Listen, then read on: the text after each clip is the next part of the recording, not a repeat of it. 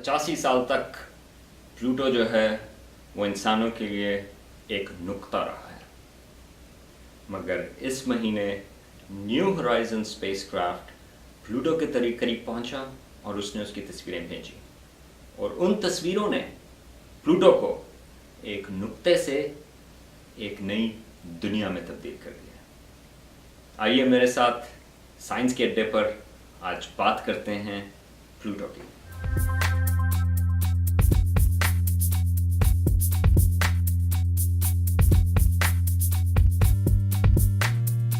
इंसानों की तारीख में सैयारों अक्सर जब हम बात करते हैं तो 5 सैयारों की बात होती है: मर्क्यूरी, वीनस, मार्स, जुपिटर और सैटर्न।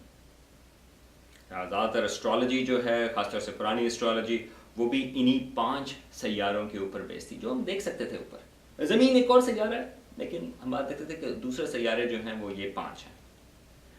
मगर 18वीं सदी में एक और सैयारा दरियाफ्त हुआ यूरेनस के नाम से।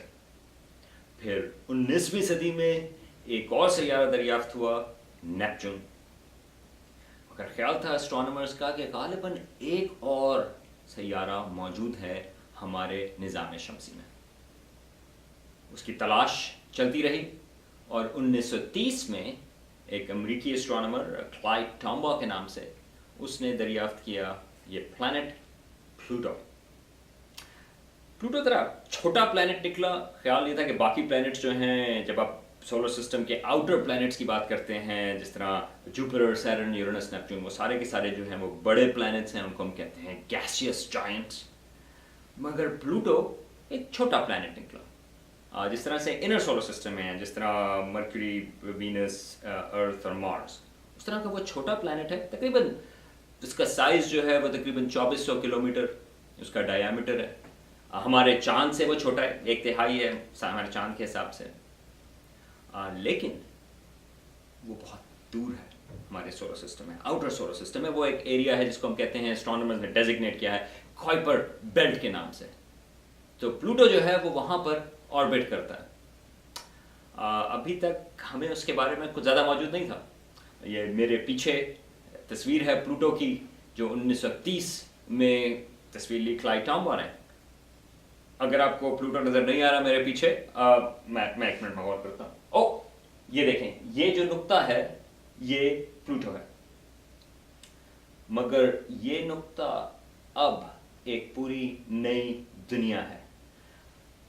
ये आप मेरे पीछे अब इमेज देखें, ये है अभी न्यू होराइजन्स की तस्वीर है प्लूटो की, जो उसने ली थी जब जो स्पेसक्राफ्ट था वो अभी भी तकरीबन 8 लाख किलोमीटर के फासले पर था और उसने ये तस्वीर ली। जरा गौर करें, वो नुक्ता और फिर ये पूरी नई दुनिया।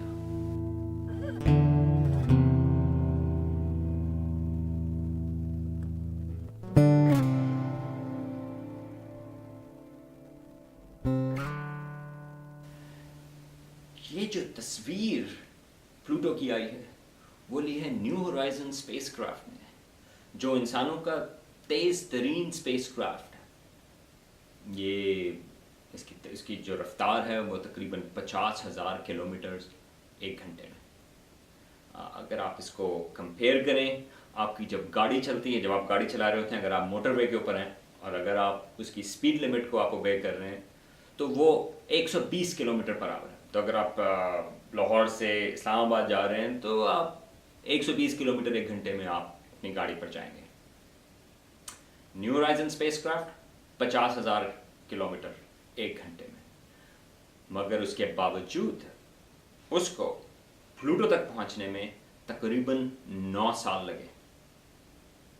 लंबा अरसा उसको वहां तक पहुंचने में लगा।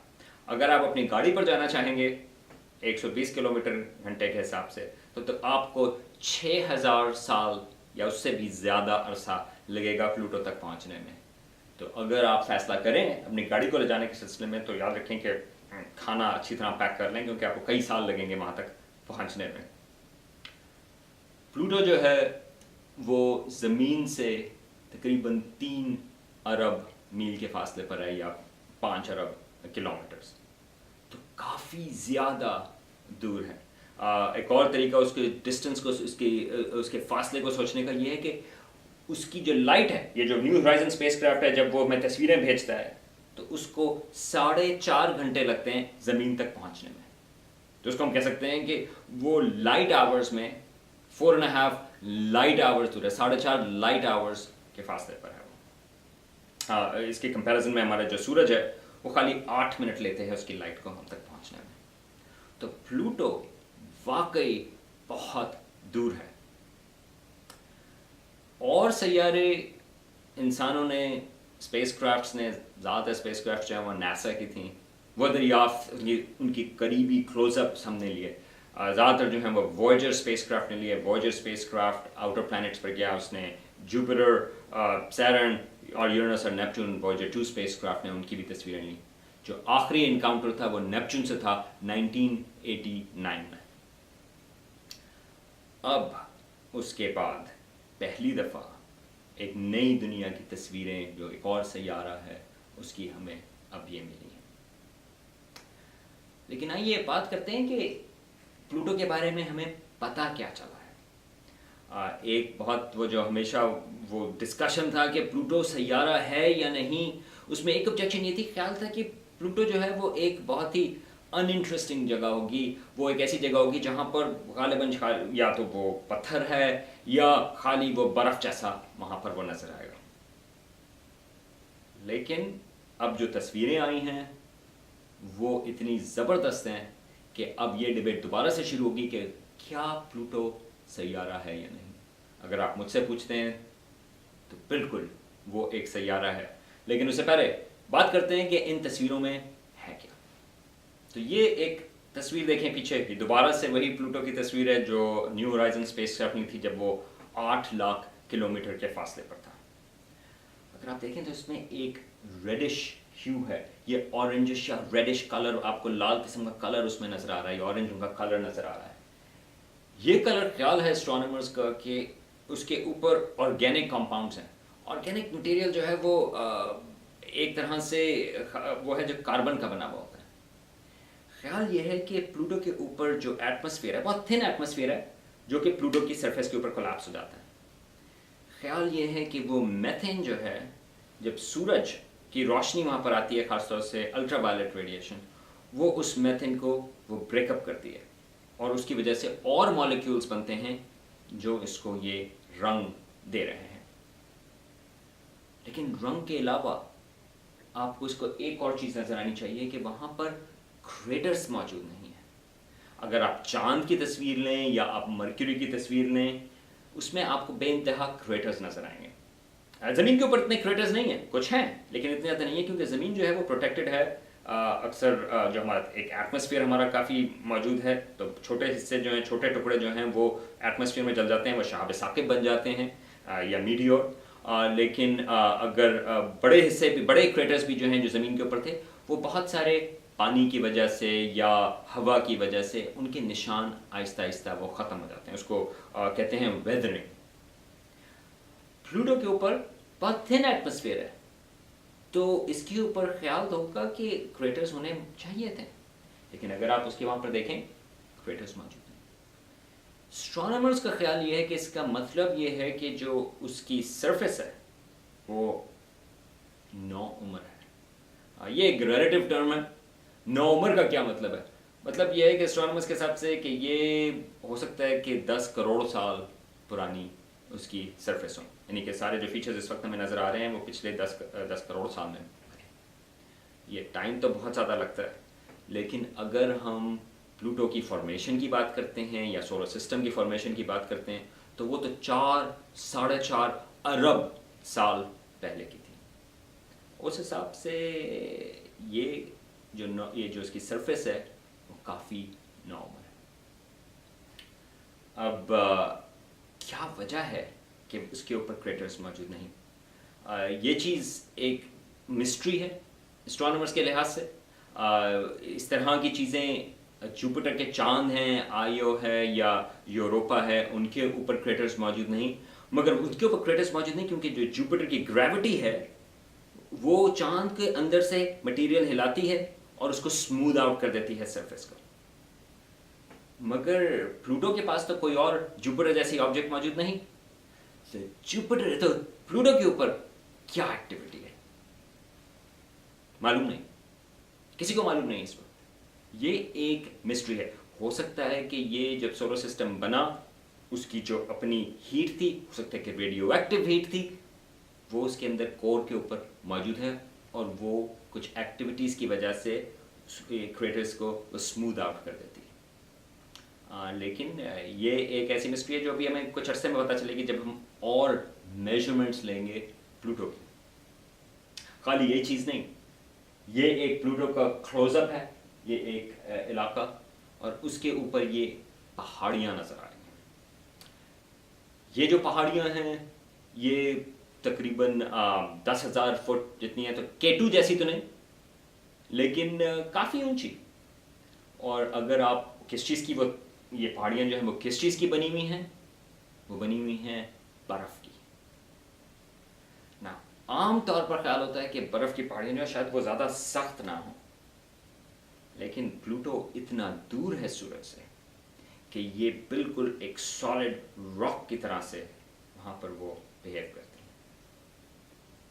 इनके ओरिजिन क्या है, किस तरह से वो पहाड़ियाँ बनी, पता नहीं। ये बहुत सारी चीज़ें जो हैं हम प्लूटो के बारे में आज ये कहेंगे कि मालूम नहीं, लेकिन अब मज़ीद इन्फॉर्मेशन आएगी तो हम पता करना शुरू करेंगे कि ये पहाड़ियाँ किस तरह से बनी। इसी तरह प्लूटो का चांद है शैरन, वो प्लूटो से तकरीबन आधा साइज़ का है, तो काफ़ी बड़ा है रिलेटिव साइज़ में। हमारा चांद ज़मीन से काफ़ी छोटा है, लेकिन ये जो शैरन है वो तकरीबन आधे साइज़ का है प्लूटो के हिसाब से। अगर आप उसको देखें, उसकी सरफेस वो भी बिल्कुल स्मूथ है। इसका मतलब दोबारा से वही है कि उसकी जो सरफेस है वो नौ उम्र है, ज़्यादा आपको क्रेटर्स उसमें नज़र नहीं आ रहे। लेकिन आप इसके ऊपर देखें, यहाँ पे इस साइड पे ये एक वहाँ पर एक तरह की एक रिज है। ख्याल ये है कि वो 6 से 9 किलोमीटर डीप है। एक खड्डा है, एक तरह से आप सोचें एक खड्डा है जो 6 से 9 किलोमीटर डीप है। इसके अलावा यहाँ पर ये एक फीचर है जो शैरन के क्रॉस चाहता है। ये ख्याल ये कि ये रिज है जो तकरीबन 1000 किलोमीटर लंबी है।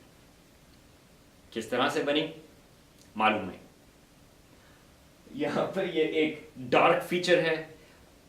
ये कहाँ से क्यों थोड़ा सा डार्क है, बाकी इससे थोड़े लाइट हैं। ये ख्याल है, एक कयास है कि ये जो डार्क फीचर हैं ये प्लूटो का थोड़ा सा एटमॉस्फेयर है जो वहाँ से लीक हुआ और शैरन के ऊपर डिपॉजिट हुआ। ये एटमॉस्फेयर है नाइट्रोजन और मीथेन। प्लूटो जो है वो साइज़ में छोटा है, जैसे मैंने कहा 2400 किलोमीटर, तो उसको मुश्किल, इसकी इतनी ज़्यादा ग्रेविटी नहीं है कि वो एटमॉस्फेयर को अपने पास रोक सके। तो कुछ एटमॉस्फेयर जो है उसका वो वहाँ से एस्केप करता है और शैरन उसके चांद के ऊपर उसने डिपॉजिट किया। तो ख्याल ये है कि ये उसके डिपॉजिट, जो प्लूटो का एटमॉस्फेयर है, ये उसके इम्कानात हैं कि यहाँ पर ये डिपॉजिट हुआ। लेकिन अगर आपने गौर किया हो, ये जो मैं ज़्यादातर चीज़ों के बारे में कह रहा हूँ कि मालूम नहीं, ये जो तस्वीरें हैं जो ज़बरदस्त तस्वीरें हैं, ये भी कई लाख, 2 या 3 लाख किलोमीटर के फासले से इसने न्यू होराइजन स्पेसक्राफ्ट ने ली। मगर वो प्लूटो के काफ़ी करीब से गुजरा। उसकी जो सबसे करीबी तस्वीर है वो 8000 मील या आप समझ लें कि तकरीबन 12,000 साढ़े 12,000 किलोमीटर के फासले से ली। वो तस्वीरें अभी हमने देखी नहीं हैं। वो भी रिलीज़ होंगी, वो न्यू होराइजन स्पेसक्राफ्ट, उसको टाइम लगता है उसको चीज़ें भेजने में और प्रोसेसिंग में वगैरह वगैरह। हो सकता है कि वो तस्वीरें हमें कुछ और जवाब दें। लेकिन इन सारी चीज़ों को छोड़ गए, ये तो साइंस की बातें थी कि प्लूटो में क्या पता चला क्या नहीं पता चला। हमें जिस चीज़ को अप्रिशिएट करना है वो ये कि न्यू होराइजन स्पेसक्राफ्ट ज़मीन से चला, उसका साइज़ आप बड़ी पेटी के हिसाब से देख लेंगे, बड़ी एक पेटी जो है वो न्यू होराइजन का एक साइज़ है। वो इंसानों ने बनाया और उसको उन्होंने तकरीबन 5 अरब किलोमीटर के फासले पर भेजा। और उसकी एक्यूरेसी ऐसी थी कि वो यहाँ से ज़मीन से चलेगा और वो 5 अरब किलोमीटर के बाद एक 100 बाय 100 किलोमीटर तकरीबन की विंडो पे जाएगा। इस अगर एक्यूरेसी को आप कंपेयर करें, वो ऐसे होगा कि अगर आपने कराची से इस्लामाबाद एक गाड़ी को प्रोग्राम करके भेजा कि देखो गाड़ी यहाँ से इस ट्रेजेक्ट्री पर जाओ और वहाँ पर एक स्पेसिफिक पार्किंग लॉट है और उस पार्किंग लॉट के ऊपर आपने पार्क करनी है गाड़ी, और आप अपनी इस प्रिसीजन में कामयाब हो जाए। ये न्यू होराइजन्स का कमाल था। लेकिन एक और बड़ी पिक्चर जिसको हमें देख रहे हैं वो ये कि इंसान ज़मीन के ऊपर तकरीबन 1 लाख या 2 लाख साल से मौजूद है। हमें जो फ्लाइट है या जो उड़ना आया इंसानों ने, राइट ब्रदर्स ने, वो 20वीं सदी की बात है, तकरीबन 100 साल पहले। और अब फ्लाइट के 100 कुछ या 100 साल के बाद हम इस वक्त यहाँ पर सोलर सिस्टम के बाहर के इलाके में प्लूटो जो 5 अरब किलोमीटर के फासले पर है, हम उसको एक्सप्लोर कर रहे हैं। एक तरह से ये एक इंसानों की एक अमेजिंग अचीवमेंट है। खाली ये नहीं, बल्कि हम नई दुनिया तलाश कर रहे हैं। ये देखें दोबारा से, ये प्लूटो, ये एक नई दुनिया है जो आज से पहले, इस महीने से पहले हमारे लिए सिर्फ नुक्ता थी, और अब इसकी पहाड़ियाँ, इसकी वादियाँ, इसके मैदान अब हमें एक नई दुनिया देते हैं। अगर इंसान चाहे कि अब के वहाँ पर हमारी चीज़ें, हमारी अटेंशन, हमारा फोकस डिस्कवरी या एक्सप्लोरेशन की तरफ हो या दरियाफ्त की तरफ हो, तो हम बहुत कुछ कर सकते हैं। आज ये पूरी इंसानियत के लिए ये एक प्राउड मोमेंट है। मैं आपको यहाँ पर छोड़ता हूँ, उमर पराचा का म्यूजिकल है एक्सट्रीमोफाइल, और ये प्लूटो की तस्वीर। मैं हूँ यहाँ पर सलमान हमीद, साइंस के अड्डे के साथ।